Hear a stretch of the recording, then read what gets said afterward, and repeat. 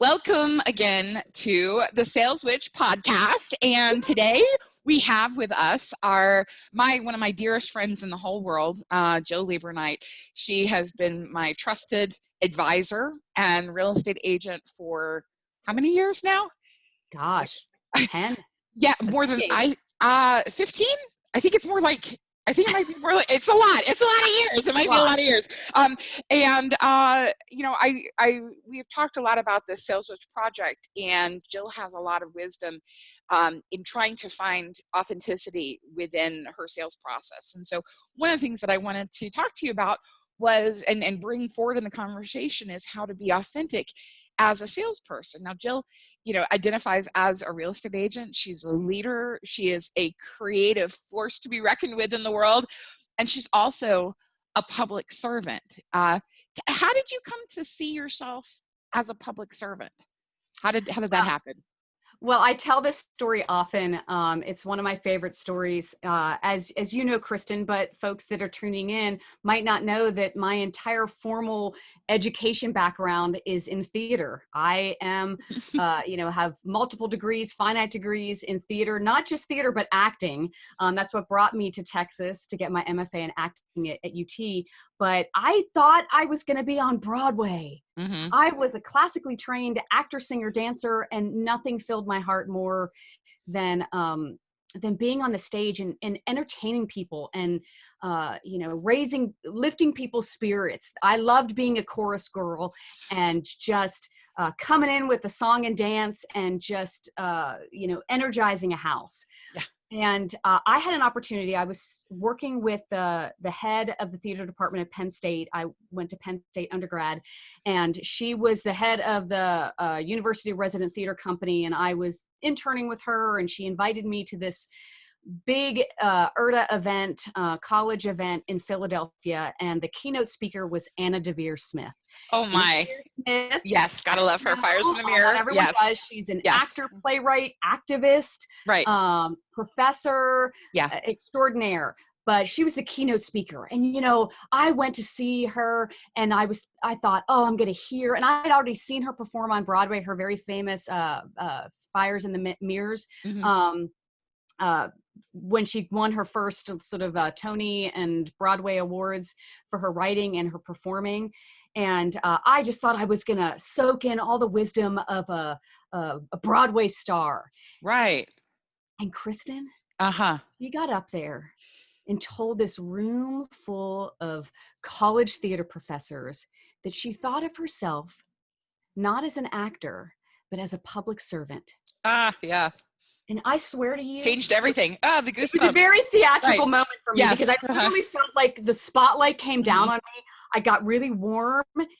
And I'll be honest, I don't know if I absolutely knew in that moment what seed she was planting in me, but there was something that was very familiar and strong about what she was saying. I just related to it. It was almost like a past life type of experience.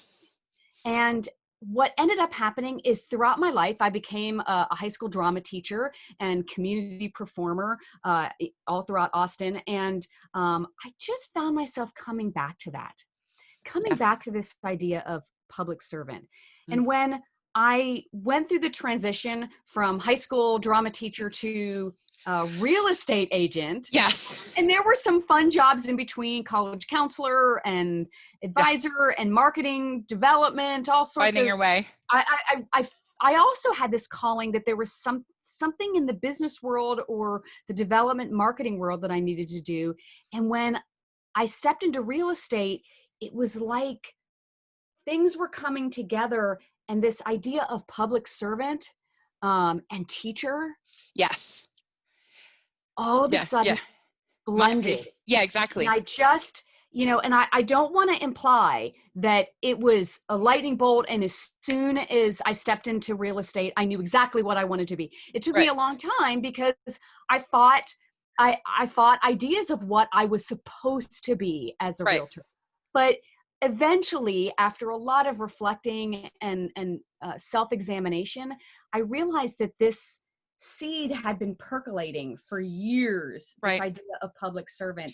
And And that was one of the things too that I wanted to make sure that, our readers, listeners, watchers, viewers knew too, is that one of the interesting things was that then you came to UT for theater, and the way that I got to Austin was to do my master's work or graduate work at UT for the Performances Public Practice program, PPP, again, this idea of the performer as public servant that Jill Dolan began at UT, 2003.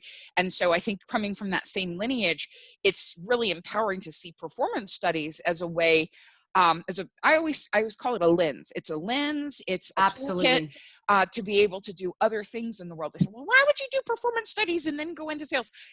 There's so much to it that really is applicable. And I think that idea of self-knowledge, the gnosis, when I asked you about this, about authenticity, as you've been coming to figure this out, how have you found ways or methodologies, tools to remain authentic in what you do? I'll be honest. Several of the big key turning points for me, I don't want to call them accidents, but they were failures and mistakes. I was an early adopter of video in real estate. You remember this. I do. You did my house. That I sold you sold my house in like one day, but it was a really cool video. We didn't need it really, but it was awesome, So leading up to that video, I, again, 12 years ago, people didn't think that video and video production could be a useful tool in real estate, which is kind of possible now. I had to convince a lot of people that I worked with, coaches and salespeople, why are you spending all this time in video? And I'm like, no, this is really lead generation, client cultivation activity. I really had to convince them back in 2009. But I'm married to a filmmaker and a playwright, screenwriter, artist, so I was out shooting my very first video, and it was a condo out in Lakeway, and I had this image, Kristen, that, it was going to be like a news person. I was dressed up, and I needed to, we see realtors on TV and how they present the home. Awesome jackets. I had people planned first, then jackets.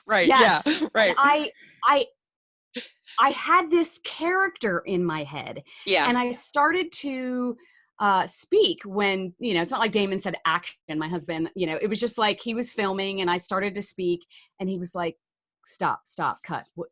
What's happening? What are you doing? I'm like, well, I feel like I need to. And he's like, stop. He actually, because he's a director as well, a very good director. He helped me to discover Agent Jill. That's my realtor character. I don't want to call her character, but it's a persona, but it is an authentic persona. It is Agent Jill. I'm kind of silly. I'm kind of funky and energetic and bright. And he got me to play in the home, and there was a balcony inside, and I was doing like puppets and doing like when you walk, it's always when you walk down the you disappear on the camera lens. Like he had me doing all sorts of fun stuff, and I realized that day, Kristen, I can just be me. I can just be me. And so then I started to let that in. And another failure that I had was that, and I say this a lot, and I share this with new agents who are starting out in real estate, and I think it's applicable to any business or any industry when you're entering into it as a newbie. I was a little ashamed. I was a little embarrassed of what I didn't know. I also had been a teacher, and there was great pride in educating the youth of tomorrow, and lifting up and giving knowledge to young people. And when I went into business, there was a part of me that felt like I had sold my soul a little bit. Right. I think a Yeah. lot of people really get that. I mean, that really resonates for me. There's a lot of work to be done with listening to those voices inside of yourself telling you what sales is or what business is. And we have a lot of beliefs that we bring with us about, oh, you don't want to be one of those terrible, unkind, hurtful people. And so that sometimes can really squash our success, because even if you don't root that out, it's always going in your head, and it definitely messes with your performance. And I was really lucky at the time. I was working and collaborating with a lender, Melanie Taliaferro. You might remember her. Yeah. I would listen to her all the time, when she would take calls from clients and even me after hours late at night. She would say, "Don't worry about it. I love what I do. I love my job." And she always, she meant it. It Yeah. was not a script. Right. And I just, after 6 months of listening to her say that with authenticity and know that she meant it, and followed up in her actions with sincere joy and desire in helping you to understand something or educate you or prepare you for a loan or an offer, Right. that all of a sudden I realized, oh, I can love this job.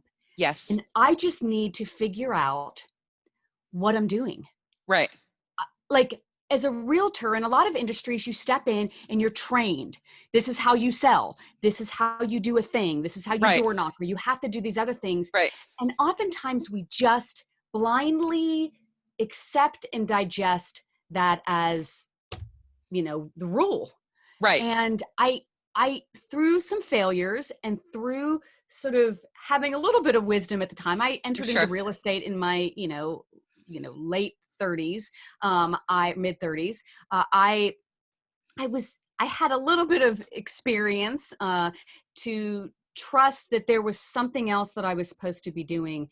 And I listened to people, I watched people, I looked at what other people were doing that I wanted to emulate. And that's where the discoveries emerged, that I was an educator. I'm a teacher. I'm a public servant. So it took time to discover that. This is like, I just kind of took you through a 20-year span here. Yes. From 20, to almost 40. But your thing about, I think the point too about falling in love, or the word love and loving your job, I think that is so important, especially for women in sales. I think being able to connect and saying, because I cannot do the job that needs to be done, as a salesperson, if I do not love the product. I don't love the company. If the love has been broken, it messes with me. And so I genuinely fell in love with being able to actually help clients and love the process of sales. And that's one of the reasons why I'm doing this. In fact, when I went through my change, my conscious uncoupling of my divorce, I call it, and then had a moment where I've talked about this a lot. I thought, maybe I'll go back to school and become a psychiatric nurse practitioner. Maybe I'll do this. And then I did the math and I carried the one. It's like, oh no, I can't do that. I'm gonna go into sales because I know that. I know it's what I want to do. Well, I got into my first class, the class at Outbound Engine, that sales class. Mm-hmm. And one of my mentors, now friend, Cody Frank, he changed my life in that meeting.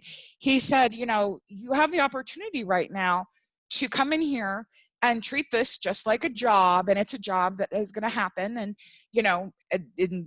maybe something else will happen afterwards, or you'll go do something else, or you can take this opportunity to fall in love with the craft of sales, to fall in love with it. And it was this invitation to love something that so many people hate. I hate selling. I hate cold calling. I love cold calling. I have the most brilliant conversations with people sometimes. So I think owning that and being connected with love is a very important part of being able to stay authentic in your process. I think that's definitely a key thing, yeah. Absolutely. But I also am deeply fascinated with the interesting journeys that we go on, and what, yours was happened to be, you gave yourself permission to say things like, maybe I should do this. Maybe I should do this. Yes. What if you allowed yourself to daydream, and we'll talk about that in a moment, but you gave yourself space to imagine. Right. And then the interesting part to me is when we go on journeys, unexpected journeys that we can't plan and can't predict. Yeah. What happens to ourselves when new information or an event happens that tickles us or strikes us in a way that leads us to go off on another path? There's something, some people call it intuition. Yeah. It's being open. But I think if you get into a habit, and I talk and I mentor a lot of new agents, get into a habit of always being curious, always learn, put yourself in new situations where you're learning. For me, it's reading business books, or this summer or during this pandemic, it's been reading classic literature, going to conferences, listening to thought leaders, listening to podcasts, reading writers like yourself. You know me, I don't consider myself a writer, so I'm always deeply inspired by writers like yourself, Kristen.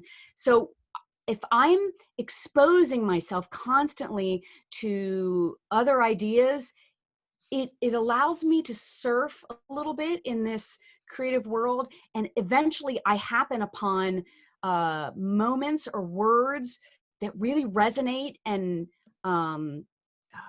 have ripple effects for me. I'm a dancer, so I'm hoping you jazz hands. No, with all of my you stuff. feel it. But I actually had an experience just recently where I had an opportunity presented to me, and I tried to figure out like what's the logical reason that that's not going to be the right opportunity for me. But I finally explained to my friend. I was like, I feel cold. My blood pressure goes up.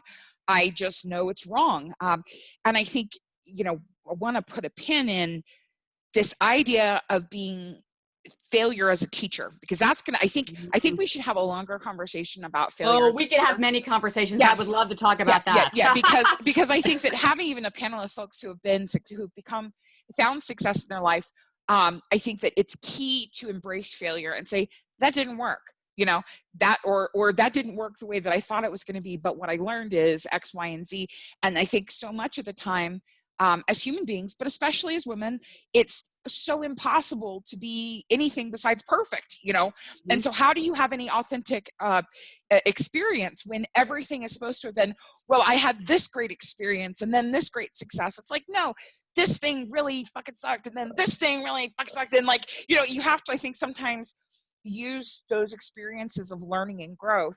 That was what my ex and I used to call, when bad things would happen, and I still use it. It's an experience of learning and growth to really actually learn and grow, because that kind of physical response that you're getting now, that comes the price. That is the thing that you get in benefit for the price of failure. To really know yourself, Mm-hmm. But you said a really important word, and I don't want to spin us off in too far of another direction. But you said a really important word, Kristen: perfection. Yes, perfectionism. Yes. And I know you and I have talked about this, but we didn't talk about it specifically this evening. But I know as women, sometimes we can get caught up in an idea of perfectionism as women entering into the workforce or sales or how we define ourselves. I'm seeing it very fascinatingly today with this whole challenge accepted women supporting women Instagram. Are you seeing this Instagram? I've seen it. I don't know what it is. It's like black and white pictures, or what is it? Black and white pictures, and it's women supporting and empowering other women. But I'm noticing a trend that people are posting lots of beautiful pictures of themselves, posed, filtered pictures. I see. And it started with, models and celebrities. But I think that there is some level of perfectionism that specifically is crippling the female collaboration that is happening. And I think perfectionism interferes with lifting each other up as women. I think it interferes with our creativity and our ability to to really loosen up our ideas of what story we want to live in, and giving ourselves permission to be bold and live in a unique and interesting story. Well, tell me about the Daydream Initiative, because that's something, when we're talking about choosing a story, we also have to take time and be able to say, oh, well, what's the story going to be that we want to be in, right? So, I don't want to say last year, because it was I think it was a year and a half ago, I was experiencing burnout in my job. I remember and there was a phase where all I could bring myself to do was sit on this chair in my living room that faced out to this big, beautiful oak tree in my backyard. And that's all I wanted to do, was just sit there and stare at that oak tree. And I'm very accomplishment oriented, Kristen, as you know. I'm an achiever. Like, what am I achieving today? What did I accomplish today? But you never wear it on your sleeve. You're never like, I am one of the absolute top real estate agents in the entire capital of Texas. I am this. I have this. I icon for EXP this many times. I have that. Like, you never wear it heavy. You always take it so light. That's sweet. You need to know, and everyone needs to know, that I literally have like screaming, yelling, characters on either side of me. Yeah. Give yourself time to care for yourself. Self-care. Get to work. Yes. It's a constant, scene going on in my world. And I spent months in this phase of, and I think anyone in sales, there's a culture, there's a hustle culture. Oh, for sure. Right? Sales is a go. You've got to, in a way. Like, you kind of have to, in a way. Like, you got to have phases. You absolutely. It's commission based. Right. You're not promised any salary. So there is internal hustle. But I'm a creative. All of my background, as I've said, has been in the arts. Right. And I was systematically watching my world being drained of my creative spark, which I think serves my business and my entrepreneurial efforts, my business, my real estate. If I don't bring creativity to it, I'm not inventing, I'm not keeping things fresh, I'm not staying ahead and disrupting. Mm-hmm. And I started that time period, I started to notice that after about 4 months of beating myself up, I actually started to have some ideas. And that's when I realized I was giving myself room to daydream. And you know what? You get it. You're a writer. Yep. The ideas don't always come when you tell them to come. No. Sometimes you have to sit and percolate. Yeah. Sometimes you have to sit and daydream. Yeah. That just unleashed this whole conversation that my husband's a writer, deeply fascinated with you, writer. You guys are mystics to me. You're magical. Like, I don't entirely know how you create characters and poetry, but you do. But I've been studying that. I've been studying you. And I realized that compose. Oop. I think my internet is starting to give us a little trouble here. Daydream. You're just a okay. Sorry about that, but you have to daydream. Okay. Yes, it's like the universe is going. You have to daydream. Right. Yes. You have to daydream. So I just started studying it and analyzing it in the same way that I am a storyteller, and I call myself a story scientist now. I've been studying the creative process and the structure of story. And together I've realized that, if you don't have creativity in your process as a business owner, you're missing opportunities. So creativity, curiosity, all of the learning stuff that I'm talking about, you've got to carve out time to daydream. So we're working with business people, and individuals to help increase personal and workplace creativity. Before the pandemic, it was actually going to be workshops and some live stuff, working with scientists and playwrights. But now, so we're trying to switch some things around. But the storytelling, everyone's about story branding right now and know what story that you're in. But really, truly, giving yourself that time to daydream and imagine, what kind of story am I living in? What kind of activities do I want to be doing? It all comes together. I hope that I can impress upon the audience tonight that all of these things kind of, in my world right now, are a part of one beautiful circle. You know, Yes. the daydreaming, the creativity, the self-reflection and self-awareness, and the discovery and learning and curiosity leads to the new ideas that Right. leads me to serve my community more, Right. And in a really inspires me to practical way. do more. Yeah, and in a really practical way, I mean, I think, you know, when you helped me buy the house that we're in right now, this house that I'm in my converted garage, which I'm so glad for, you know, you had me, I mean, I mean, a really practical example of that was you made sure that I wrote a letter to the seller.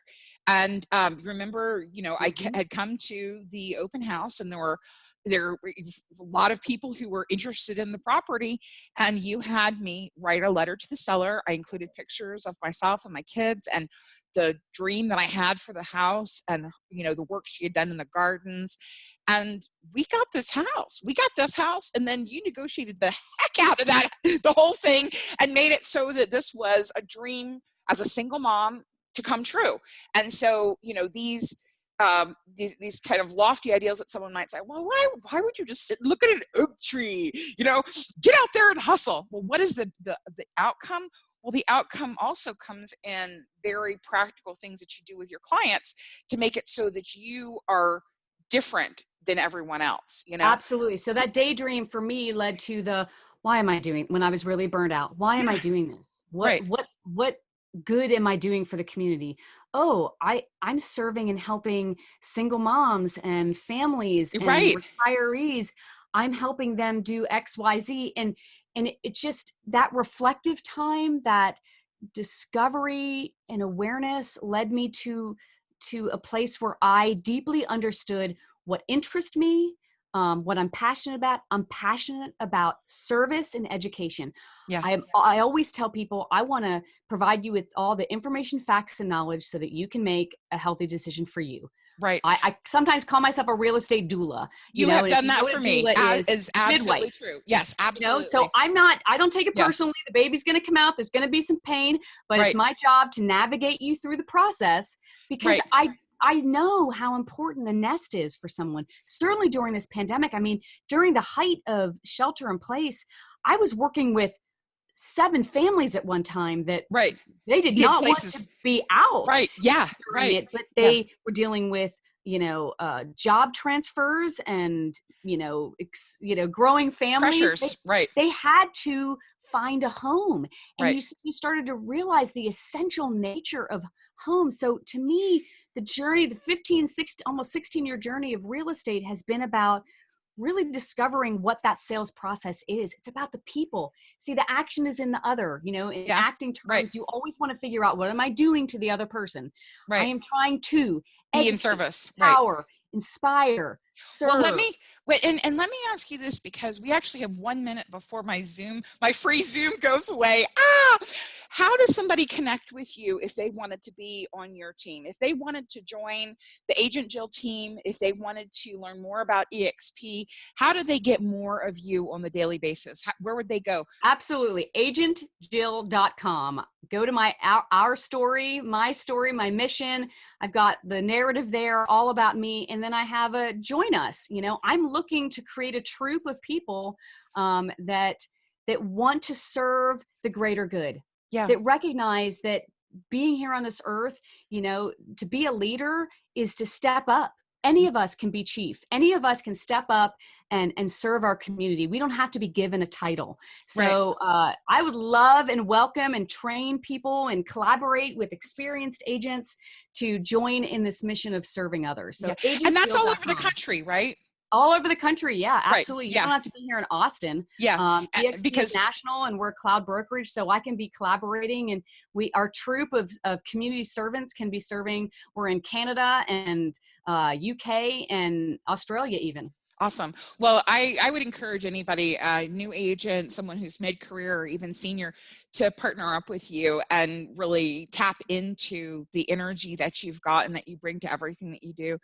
Will you come back and talk about more things? I like to talk about all sorts of things. I love it. I love it. I want to do a the panel topic, call and I'm with you in there. Yes, I love it. Thank you so much. And again, thank you so much to Jill Leberknight.